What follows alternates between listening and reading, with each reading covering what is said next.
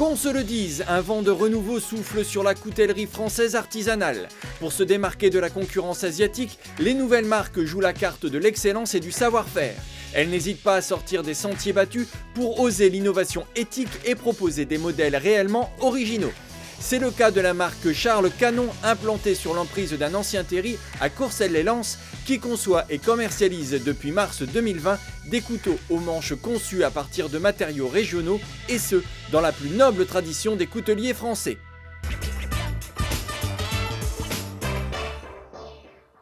Bonjour Aurélien Canon. Bonjour. Comment passe-t-on en 7 ans de salarié de l'entreprise du Tilleul, spécialisée dans la fabrication de prises de courant, à entrepreneur en coutellerie? Alors d'abord, ça a été le rachat de l'entreprise. Derrière, on a racheté notre entreprise qui s'appelait du Tilleul.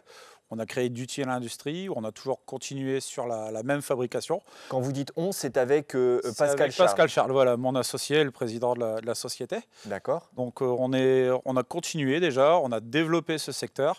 Et ensuite, par contre, on a créé la coutellerie Charles Canon qui n'existait pas derrière, avec des nouveaux matériaux pour se démarquer des autres. Et alors pourquoi avoir choisi de diversifier l'activité de votre entreprise et de l'orienter spécifiquement vers ce marché de la coutellerie? Alors, au niveau de notre première activité, on va dire qu'on avait quasiment tous les clients. On voulait se diversifier par passion, notamment de la coutellerie. Et aussi, on avait déjà des clients où on leur faisait certaines choses dans les couteaux. On a décidé de se lancer dans cette activité. Comment vous êtes-vous formé et avez-vous formé effectivement vos couteliers pour cette nouvelle activité? Alors, quand on a voulu en fait se lancer dans la coutellerie, on a posé la question à l'un de nos clients qui fabrique des couteaux sur l'aïeul. On lui a demandé déjà si ça ne lui dérangeait pas de faire des couteaux, vu que ce n'était pas notre activité. Il nous a dit bien sûr. Et il nous a proposé de descendre dans son atelier sur l'aïeul pour nous former à la coutellerie. D'accord. Alors, votre atelier de coutellerie est situé au sein de l'entreprise du Tilleul, donc on vous l'avait dit, à Courcelles-lès-Lens, et il est baptisé Charles Canon, la coutellerie du Terri. Pouvez-vous m'expliquer l'origine de ce nom? Alors l'origine vient de l'emplacement de l'atelier en fait. Ce qu'il faut savoir, c'est qu'avant notre atelier, il y avait un terri à cet emplacement. D'accord. De la fosse de Courcelles-lès-Lens. C'est ça, exactement. D'accord. Vous vous êtes spécialisé dans la fabrication de couteaux made in Hauts-de-France. Quelle est la spécificité ou quelles sont les spécificités de vos modèles? Alors, nos modèles, en fait, c'est de travailler sur des matériaux originaux, notamment liés à des histoires, à des régions. Comme là, on a pu développer notre premier couteau avec le charbon, qui était vraiment lié à l'activité et au lieu. Alors justement, Aurélien, nous nous sommes rendus dans votre atelier de coutellerie où nous avons pu assister à quelques étapes de fabrication de l'un de vos produits phares, le terri, un couteau pliant avec manche en charbon. On regarde le petit sujet et on se retrouve juste après. Pour passer à l'assemblage du couteau, on va avoir besoin de 15 pièces, c'est-à-dire on va avoir besoin d'une lame, on va avoir besoin d'un ressort, de 2 platines, donc 2 manches. On va avoir besoin de vis, on va également avoir besoin de rivets pour pouvoir assembler notre couteau. En fait, selon ce qu'on veut comme résultat, on va procéder soit sur un charbon qui va être poli, c'est-à-dire très lisse, ou un charbon qui va être texturé. Donc là, ici, on va le texturer. Pour le texturer, il va falloir donc le sabler au préalable. Donc je vais venir prendre 2 rivets, puisque le but est de sertir le couteau et de le régler. Sur des pièces fines, alors avec des gros doigts, c'est pas forcément ce qui est le plus évident. Donc ici j'ai mis effectivement ma lame, j'ai mis mon ressort et je viens refermer donc au niveau des platines. Maintenant il va falloir que je puisse faire la jonction entre le ressort et la lame, puisque là pour l'instant le couteau est complètement vide.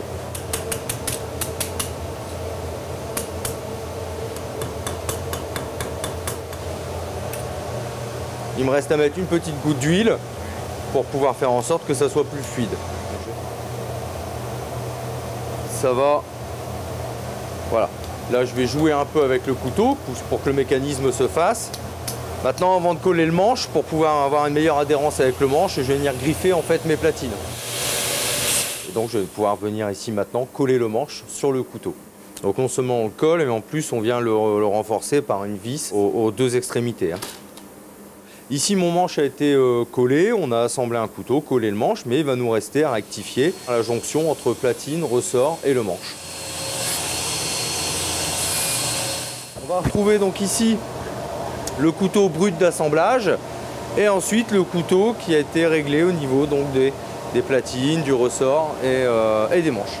Voilà Aurélien, nous avons pu voir donc dans ce sujet avec Yann la partie qui concerne l'assemblage de ce couteau. Il existe bien entendu d'autres étapes, mais là c'est un peu plus secret je crois. C'est ça, exactement. Tout ce qui est la fabrication en elle-même du manche, le broyage et l'assemblage, le mixage avec la résine, on le garde secret.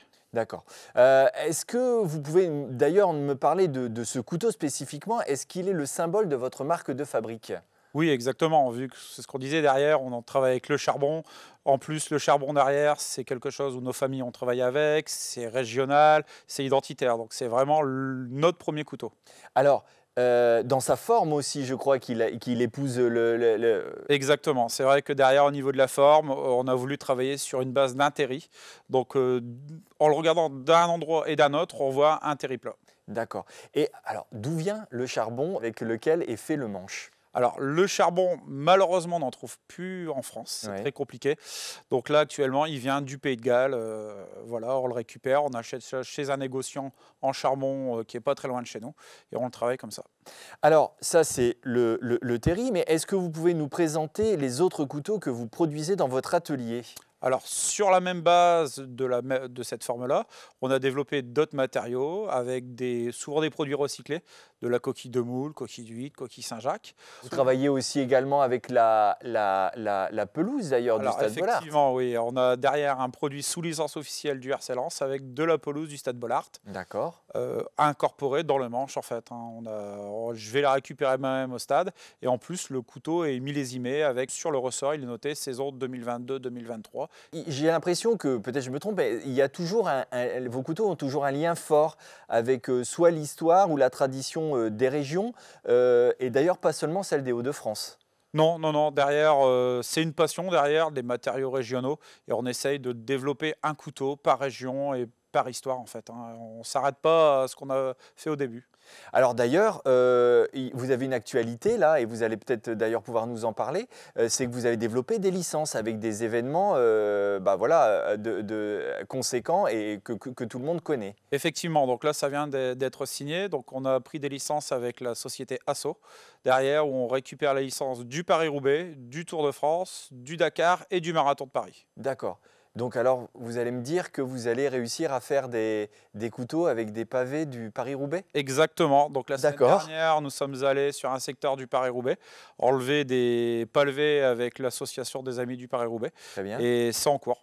D'accord. Donc là aussi, vous les concassez? Alors on les broie, voilà. Et l'avantage du pavé, c'est qu'une fois broyé et reconstitué, ça va garder son aspect naturel.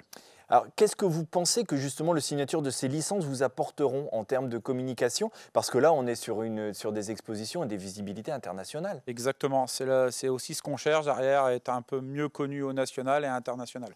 Ça va nous permettre, surtout avec le Tour de France et le Dakar aussi. D'accord. Dans quelle gamme de prix se situent vos couteaux?